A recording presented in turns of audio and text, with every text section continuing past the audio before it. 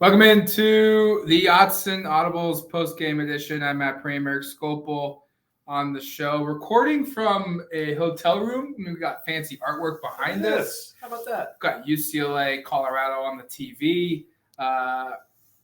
Oregon 35, Utah 6 in a blowout game that, let's be real, no one was expecting this. And if you were, I guess kudos to you, but at the same time, you were probably more so hoping than expecting the way that this game played out. Utah under 250 yards of total offense. Oregon had under 400, which is a low number, but they were basically unstoppable for about a 6 or 7 drive possession, stretch of possessions that Utah just couldn't stop them. And we were talking about this on our Lyft ride back from the stadium that Oregon made Utah look very average, and that doesn't happen. Well, the other thing we talked about that I thought was a good place to start was that we were excited about getting to see the Rice-Eccles Stadium experience. And Matt had never been. This is my third time. We didn't really get an opportunity to see that because Oregon quieted them right off the bat. And I think if you listen to our shows throughout the week, what myself, Matt, and Jared had said was if Oregon could build a lead, it was going to be hard for Utah to stay in this game. And that's exactly what happened. Oregon goes right down the field, scores on its first drive. There's that turnover. Utah ends up kicking a field goal. Oregon comes right down the field, scores again. I think there was a turnover on downs, or I should say a punt. Oregon comes right down the field, scores again. And by the time it was 21-3, I think we both looked at each other and said, this is if Oregon scores another touchdown, it's probably over. And they didn't even need to do that, but they tacked on a couple in the second half. I thought this was about as impressive of a performance as you could expect. I'll have my game grades tomorrow. Probably going to be a lot of A+ in there. I try not to do that very often, but when you win on the road at a place like this against a team that is so hard to blow out, we were talking about in the press box, this is the first time since 2014 a team has gone on the road and beaten Utah by this many points. The last time was when I totally forgot about this, but apparently Arizona beat them 42-10. Yes, 42-10 in 2014, late November. That's the same year that Oregon beat Utah by 24, which was, before today, the highest margin of victory Oregon has ever had at Rice-Eccles Stadium. And now it's 29 after today. I'm shocked. I'm not surprised Oregon played well. I'm not surprised that Oregon won this football game. I'm surprised in the manner that they made Utah just look very average. And you have to, look, this isn't Utah week 1. No. They have so many injuries, and this is probably, they just came off an emotional win at USC last weekend on the road. They're riding high. They're feeling good. Oregon, they're a couple weeks now removed from their own emotional game against Washington a couple weeks ago. Those games drain you. Yeah. And when you don't have your full complement of players, you're asking guys to play above their weight, and it probably finally caught up to Utah. That's exactly how I felt, right? And Bryson Barnes, I was just looking at the numbers, 15 for 29 yards, 15 for 29, 136 yards, 2 interceptions. This was kind of what we talked about. This was the script for Oregon, is if you made Bryson Barnes, forced him to beat you, it was not going to turn out well for the Utes. And I was really impressed with the way Oregon shut down the Utah run game. I think it was 26 yards rushing, early in the fourth quarter. They finished with 99 with some kind of mop-up duty yards. But, to your point, Utah has been banged up. They've been playing basically without a high-end quarterback all season. And if Cam Rising is healthy, this game probably feels a little bit different. I don't know if Oregon loses because Oregon was just firing on all cylinders today, but with better quarterback play, this game is certainly closer. And Barnes has been really impressive with what he's done this year. I don't want to take anything away from him. But today, to your point, they kind of caught up with him. And he just wasn't able to do enough. He made a couple nice plays in that final drive of the first half where you kind of felt like, okay, the Utes have a little bit of a pulse. They're down 15 at half. It was the best drive of the game. Second half, it was just back to normal. And he just looked a little bit outclassed against Oregon's athletes, I think. And, that's a lot of what Whittingham said postgame. We were reading his comments on the ride back home because we didn't get to see it. And he said, very rarely do they get beat at home. Very rarely do they get blown out anywhere. And both happened today. He gave full credit to Oregon. And he said, very rarely do we get out physical at the line of scrimmage on both sides of the football. And that's what happened. both coaches said going into this week, they said the keys to victory were winning in the trenches and winning the turnover battle. And Oregon won both of them. And because of that, it wasn't close. I think we could go in a bunch of different directions we could talk about Oregon's defense, we talked about multiple times during the game, like they tackle so well now. In space, one-on-one, rallying to the football. We could talk about Bo Nix. I mean, he only had 2 touchdown passes. He only threw for 248 yards. But we're going to hear a lot the next week about Bo Nix and the Heisman, because when you play at 12:30 in the middle of the day, everyone's going to see this game. Big noon kickoff was here. We heard Gus Johnson multiple times through the wall. We were right next door to his booth. Call this game and just go crazy about Oregon plays. And Bo played perfect. And I know his numbers don't look anywhere special. They look very average in today's day and age of college football, of 250, 2 touchdowns. And by his standard, too. Yes, by his standard, too. But he was surgical. The way he started this game, let's start there. I mean, because you said it a couple times earlier on the show, like the way Oregon started, they got up by 1 touchdown, and then they got up by 11 points. And the next thing you know, it's, oh my God, this game's over because Utah can't move the ball. And it's because Oregon's offense played lights out to start the game. I think he went 12 of 13 to start the game. Yeah, 12 of 13 to start. He was a part of all 3 touchdown drives in terms of the actual scoring. He ran in the first one. He found Jordan James on a nifty angle route to the middle of the field. It was wide open. And then I love the execution on the one to Troy where there's a bit of a rush. He steps up and he just delivers a dime to the back of the end zone. He kind of, in typical Bo fashion, he kind of downplayed his play and talked about other things he wanted to do better. And you're kind of going like, man, just enjoy it. Come out and say like, yeah, I'm freaking good. I know. And the funny thing is that Dan had just talked about how Bo thinks he's Goliath out here and he's so confident. But when he gets in front of the microphone, he is so humble. And I love this about him, to be clear. Like, I'm not saying I want him to come up there and be Jameis Winston or something where he thinks like, oh, I'm the greatest thing, and says kind of some stuff where you're going, that seems a little bit weird. But at the same time, this was a game where Bo, we talked to Dan about the Heisman Trophy thing. He said he thinks Bo's the best quarterback in the country. Jackson Powers Johnson raved about him, as you would expect. Those two are really close. Tracian Holden you asked a good question about that. I hadn't put 2 and 2 together until he brought it up. He's like, yeah, I played with 2 Heisman quarterback winners. So I know what it's like. I know what they have to do. And he exemplifies all the traits that those 2 guys did at Alabama. And he basically cited their leadership and the way that they guide the offense down the field. He said Bo does the same thing. And that's what we've heard since day one, since Bo's been here, of what makes him so special. I think every time you talk to someone about Bo Nix, they always start with, he's an awesome leader. Mm-hmm. And it's not, he has this rocket of an arm, or he can escape any pressure. It's always the intangible of he is a tremendous leader of this team, and that's what happened today. Yeah, no, and that was what was special, because Bo even, again, he doesn't love talking about himself, but he loves talking about the team having success. And he did say getting out to that quick start was exactly what we wanted. That was the most important thing that happened today, is the fact that we came out, we scored 3 of our first 4 drives, and the one drive they didn't score on was, we should know, Oregon's very first fumble of this season, and also the very first fumble by a running back since Carlos Loughlin took over last year. That's a crazy stat. It took 20 games for a running back to fumble under Carlos Loughlin's watch, and it was kind of just one of those weird things where Bucky gets tackled and he runs into his offensive lineman and the ball pops out. Those kind of things you think those would happen, more often, but this was the time it happened. Other than that, the offense was flawless. Their first, 3 plus the fumble drives, and Bo talked about the value of that, and it's what we've already mentioned before, where that sort of set the tone. And if you're Utah, you're on that sideline going, oh man, we can win a game when we're ahead 21-3. That's where we like to be. But when we're behind 21-3, can't do it. I don't know if we can do it. And they couldn't run the ball. They couldn't really pass with really much consistency. This was an awesome performance by the defense.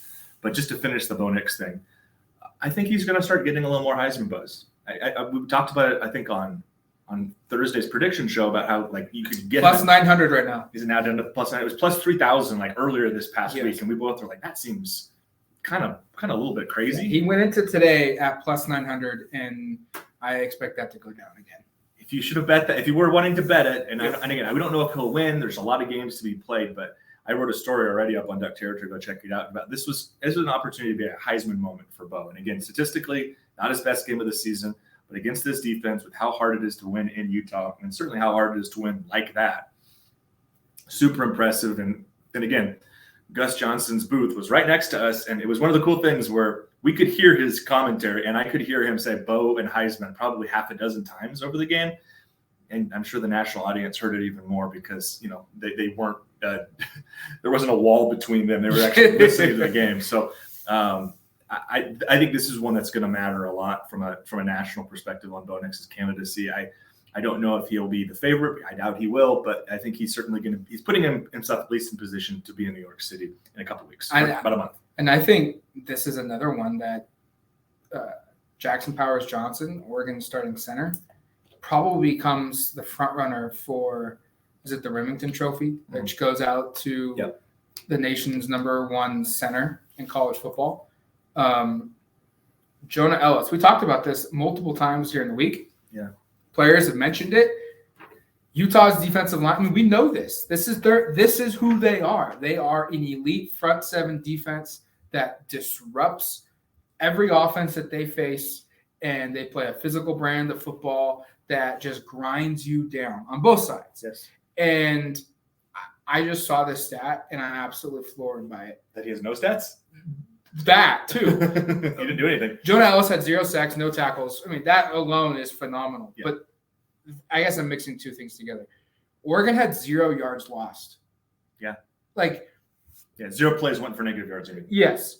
That is not abnormal for Oregon to do during a game. That is extremely rare to do for Oregon or anybody against Utah. Yeah. I wish we had this Utah season stats. So I wish we could see the gauge for that, because I'm guessing most games they average 6 to 8 tackles for loss. I know they were leading.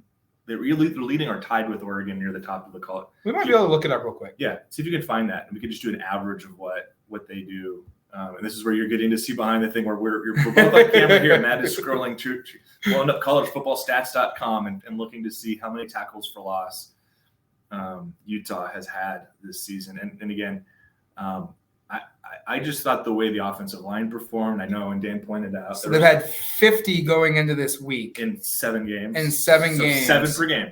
Their lowest total is 3 at Baylor. Last week against SC, they had 4. Against Oregon State, they had 13. And against UCLA, they had 11. So this is a team that, again, is extremely disruptive. Oregon didn't let that happen. And again, there were some penalties late that were kind of weird. I mean, the crowd, again, was basically filing out of the stadium by halftime. I mean, we looked up in the middle of the third quarter, and it was about half empty. I sent out a tweet that was kind of joking, kind of trolling, I'll admit it. But today was Mighty Utah Student Section Appreciation Day. Tough look. The Muss. And at the start of the fourth quarter, over half the students had left. Yeah. And that's that goes to your point.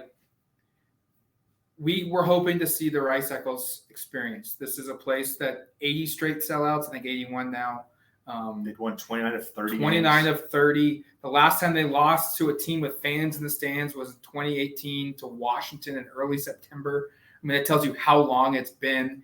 And it didn't come close. It literally felt like Oregon was on the road and they played in Arizona. A team that, hey, Oregon's coming to town. Let's sell out the stadium. And then by halftime, half the crowd is gone because, Oregon's really good. Arizona's really bad.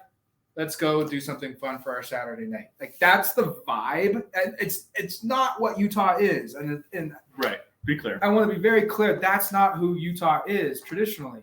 But that's the vibe of a game day that we got. It's pack it out because it's Oregon week. And then, Oregon's still really good and we can't compete. And there was the juice early when the game was close. There was and then it just evaporated. And that's, again, a testament to how well Oregon played here. And again, let's save some of those thoughts, big picture, towards the end of the podcast. Let's talk more about the defense and what they were able to do. I'm trying to find the drive chart here just because we've got – we might be able to pull up. Yeah, you probably can. Sorry, bad live podcast. Hey, here you go, right here. Oh, that's even better. It's better on the screen than in my notes here. But I mean, just look through it, and there's no consistency. They had 3 drives all game with 50 or more yards, no with more than 53. And those drives were capped with a turnover on downs on their first drive, which they faced 4th down twice. I thought the first one was the Kyrie Jackson PI, and I didn't like Kyrie being in that spot, in part because the ball wasn't going to be catchable. Yeah. And then the other 2 were a field goal and another turnover on downs, and we didn't get to see the end of that drive because we were on the elevator making our way down to the field to get ready for post game. But like, there just was nothing working for Utah. They tried to find some fun things. Like I've not seen that kickoff play before. Yep. And then what happened the next play? Tyshee Johnson interception. It was the second of the game. Those 2 picks were really pivotal. The first one set them up right in the red zone for what ended up being like a 30-yard drive for a touchdown. I mean, defense played extremely well, and again, as Dan said, they found the strength of Utah, and they just took it away. And when you took away the run game, it just isn't a whole lot left there. It goes back to what Jalil Florence talked about, because I think I asked him, like, how big of a factor was it for you guys defensively to see the offense score a touchdown, and when you guys got a stop, they went out and scored again to go up by 2 scores? And he said it was a game changer because we knew they couldn't throw the football, and we basically took away. He called it. There was a lot of left arm comments post game. Yeah, and he said kind of critical of left-handed people who are good at their left hand. Jalil said we kind of made them play with 2 left hands.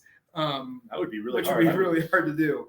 But that goes to your point. Like, they took away their strength, which was let's lean on our 2 running backs and Sione Vaki and I'm forgetting Jaquindon Jackson.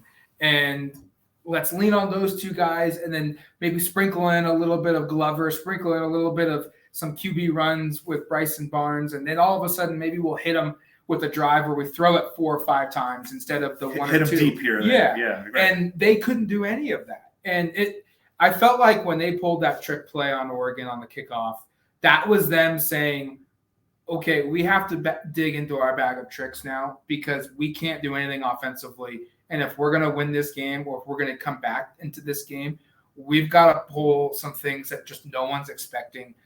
We got to pull up the play sheet of all our trick plays and start ripping them. Like, this is a game where we're going to run 6 or 7 of them in hopes that we can spring a touchdown and whatnot.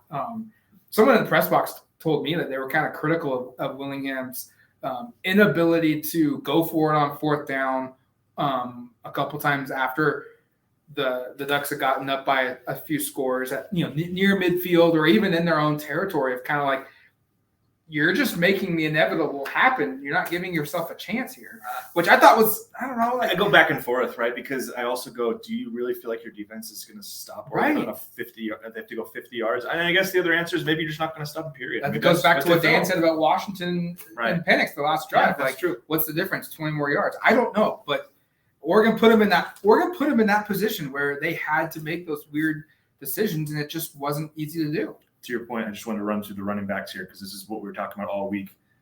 Jalen Glover led them with 9 carries for 39 yards. I think almost exclusively that's in the 4th quarter. I don't remember him touching the ball hardly at all before that. Jaquindon Jackson, 12 for 37. Yeah. That's really impressive. It's a big guy. He falls forward to hold him to a long of 8. And then Sione Vaki, who was really the story of the last couple of weeks for the Utes, these 2 big games and moving him from safety. It was this. He did nothing. He had 5 carries for 11 yards. So, I mean, I wonder how much, like, not disrespected Oregon felt, but like, kind of like everyone's making a big deal about Utah being physical and Utah having this power run game and Utah being so tough and gritty, and no one's talking about us. Yeah. I wonder if that played a little bit of a factor into it, and they just kind of knew. Kind of like the Colorado thing. Yeah, like, we're just as tough. We're more gritty. We're just as good of a run game as they are. Like, and no one really talked about that, at least at Oregon Media Day, the media days that we spoke with players. I said to you during the game, like, I thought it was interesting how Troy Franklin midweek said, it's going to be a big week for the perimeter guys on our team. And you look at offensively and also defensively, Oregon dominated on the edges. Like, they set the edges on both sides of the football. And Oregon, it was very clear in the first quarter, Oregon saw something offensively that we're going to get the ball out quick to the outside, and we're just going to go. Well, I thought that was really interesting because the game started with the delay of game, and Bo talked about how it's frustrating because after the kickoff, the clock starts right away, and they just didn't get out there fast enough. And he was one of the, again, it's Bo next. He's going to be critical of all these little minor things. That was one of them. But I thought it was really interesting that we're coming right out of that. It was 4 straight passes, right? It was Tez a couple times, it was Troy a couple times, and then they finally ran it. Bucky had an amazing run that put him at the 1, and then Bo punched it in. Just the fact that they came out and said, we are going to force Utah to have to defend us on the perimeter, to your point. Yeah. Not specifically with the runs in those cases, but with throwing the ball out to Tez short, with getting the ball down the field, to make it so Utah couldn't just stack the box, which is what they want to do. And once that happens, and once they're kind of playing on their heels, that's where they go to the run game. That's where Bucky breaks a big one. That's where Bo punches it in. So I'm with you, Matt. I thought it was impressive how Oregon attacked them and just the success they had. I mean, Oregon ran the ball 27 times for 142 yards. That's like probably close to a season low for Oregon. But they averaged 5 yards per carry against the Utah defense, which was allowing, I think, 75 yards per game and about 3 yards, a little under 3 yards per carry. And then back to the defensive side, like we've talked about it, how well they tackled, but it was also like Utah couldn't even get around the corner. No. How many times did we see Oregon, they try and bounce something out to the outside, and Oregon had not just one guy, but 2 or 3 players rallying to the football, and it'd be a 1 or 2 yard gain or a tackle for loss. Or how many times did we see, I think late in the second half, or a couple times in the second half, we saw multiple defensive linemen just bull rush right through the offensive line and either make a Utah running back or quarterback have to completely alter their path of where they were going on their runs to avoid the hit, or just straight up get hit. Dan Lanning called it. I think it's safe to say by far the most complete game we've seen this season. And I think Dan even said it's probably his most complete game since he's been here. He's been here against an opponent like this. And I think I tend to agree. I was trying to think after the game of like what the competition would be. And there's not a game against an opponent this good where you can really make that case. Like the Colorado game earlier this year was a very complete game, but that was a Colorado team who we now know is not a great team. Like go back to last year, they had that win against UCLA, they had the win against BYU early, they had the road win against Arizona. Those teams aren't as good, and Oregon actually wasn't even quite as dominant in those games. So I tend to agree. I mean, I know 35-6 isn't like Chip Kelly era dominance, but like this is current college football dominance, and this is especially like an SEC style dominating. I think this is the biggest win out of Oregon since at Ohio State. Probably. Like, yeah, that's probably fair. And maybe if you want to go like what would be better than this after Ohio State, like I almost would want to say like the Rose Bowl. Like outside of Ohio State. Like if how about this? What's better than this? Like for the 2 spot. Like Ohio State's a bigger win than this for sure. What's a bigger conference win? Probably the Pac-12 championship game against Utah in 2019. 2019. Yes. Sorry. Yeah. I mean, that would probably be the case. Or maybe the UW win in 2019. And what's the UW when in 2021 when they went up there and Mario? Yeah, that was another impressive one. That wasn't quite. Washington wasn't a bad Washington. Like Jimmy Lake got fired a couple months later. They won like 4 games. Like, and again, it's probably you're probably right. It's probably the 19 championship game. And one game I'll shout out that wasn't anywhere near as complete, but was another one that felt big was last year's win over Utah at home. Yes. Just because Bo was playing on a bad leg and Utah was coming in with a little bit of momentum, and Oregon really kind of stymied them and won that one, even though it was a much closer game. It literally came down to Cam Rising throwing the ball, I think, at Dalton Kincaid's feet in the fourth quarter. So, like this was really, really, really impressive. I don't have anything to gripe about. Usually we have gripes. I guess you could argue the penalties are the only ones, but like 8 for 58, 8's a lot. But I almost look at it and be like, you played so well in every other aspect. None of them impacted the game. No. I mean, the delay of game, the start of the game looked horrible in the moment that it happened. And then all Oregon did was went 7 plays and 80 yards as if it never even happened. There was the Patrick Herbert hold, which they kind of led to a 3 and out. I guess we're really getting nitpicky here, but I'm not even going to try to do that because I don't want to do that because this game was so freaking impressive. not a whole lot to. I mean, here's another one: 5 trips to the red zone, all of 5 them, touchdowns. I would say all of them touchdowns. All 5 of their touchdowns came from within the red zone. The longest touchdown of the day was an 18-yarder to Jordan James. Like, these were sustained drives that all ended in touchdowns. They didn't even. I mean, I think there were a couple questions I had this week from Utah people about Camden Lewis, and he didn't matter at all. Nope. Kicked his extra points, made those, kicked the ball to the end zone. He had 2 that were returned. One was on that nifty. I actually really liked that play, that throwback. It really worked, but like there just isn't a whole lot here to gripe about. And I think what's really impressive is it's literally like both offensively, like very balanced. There wasn't one guy like Troy Franklin had 8 catches for 99 yards and a touchdown. Like, but I don't really look at Troy Franklin like the touchdown catch that he made. It was Bo Nix making an incredible dip, dive, duck throw. And then, he was dip, dive, duck, dodgeball. He was just open. Troy Franklin was just open by that point. And, Bo did all the work on that one. He had some, I think he had a couple big third down catches, but like you didn't have any like, oh my God, what a play by Troy Franklin. But Bucky had a couple. But big he always plays. Does. Yeah, like no one played out of their norm, and yet everyone played well. And that's where it's a complete effort. And you just come back to this and just, look at this and be like, it was a complete game. Like they didn't have to lean on one aspect of their offense. They didn't have to lean on one aspect of their defense to win them the game. They just played well everywhere. And it's gonna be one of the best wins in the last 4 or 5 years for this Oregon football team in league play or out of league play. And it sets them up, and this is one of the things I want to talk about. Maybe we can kind of start wrapping up around this. But I was confident after the Oregon-Washington game, that devastating loss, that the Ducks were going to play in the conference championship. Yeah. I looked at the schedule and felt pretty confident. There were still 6 games at the time.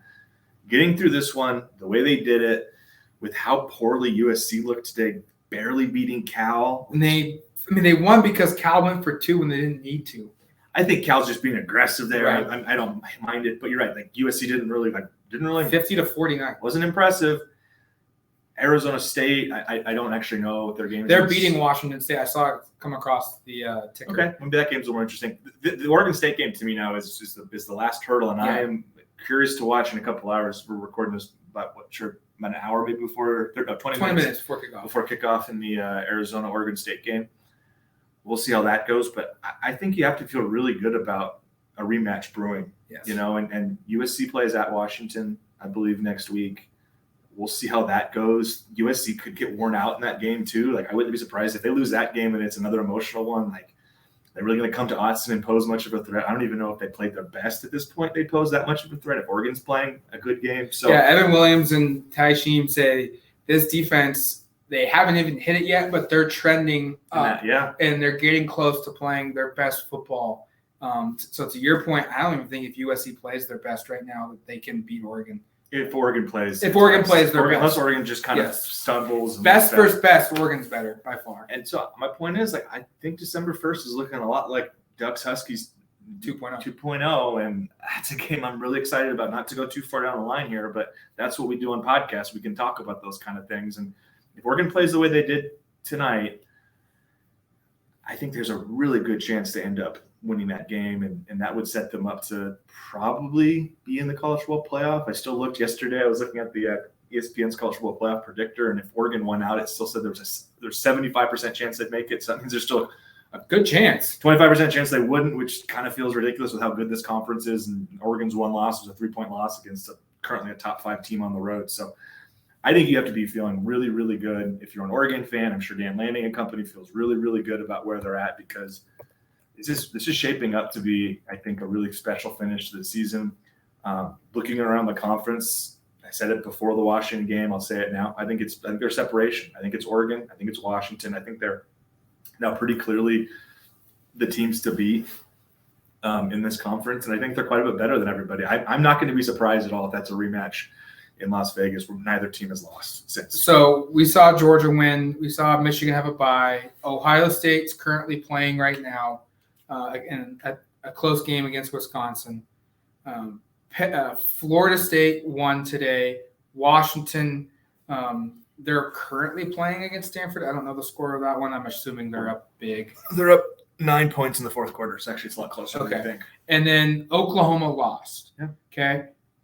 I don't think it's a question at all. I think Oregon's by far the best one-loss team in the country right now. Total agreement. And I think you could probably say they're probably better than Ohio State. Maybe. We'll see. They're on par with all the other teams. If they play the way they did right now, they can compete and beat any of those teams. Almost any of those teams, probably. Yeah. Georgia, I just have a hard time saying they're going to beat Georgia. Because Georgia beat them by like a million last year. And Georgia hasn't lost in 2.5 years or whatever. Yeah, it's kind of hard to suggest that. But I agree, man.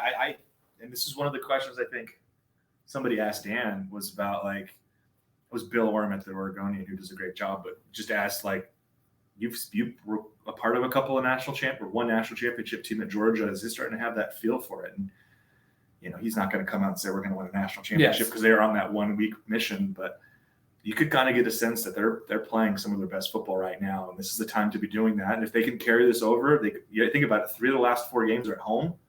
They got to go home for the majority of this next 4 weeks here. Shaping up to be, I think, a really good finish for the season. Yeah, it just dawned on me. One more road game. We barely have to travel. We can put our feet up. One more road game left for the season for the Ducks. That's going to do it for us here on the Autzen Audibles Podcast, post-game edition. Next time you hear from us, all 3 of us, Jared Mack, will be on here as well. And we'll be on Monday with a mailbag getting you ready for this weekend's home game. 2:30 kick on the Pac-12 network against California, a team that probably is feeling pretty good, even though they lost by 1 point to a USC team. But until then, you've been listening to the Autzen Audibles Podcast. Talk to you later, folks. Peace.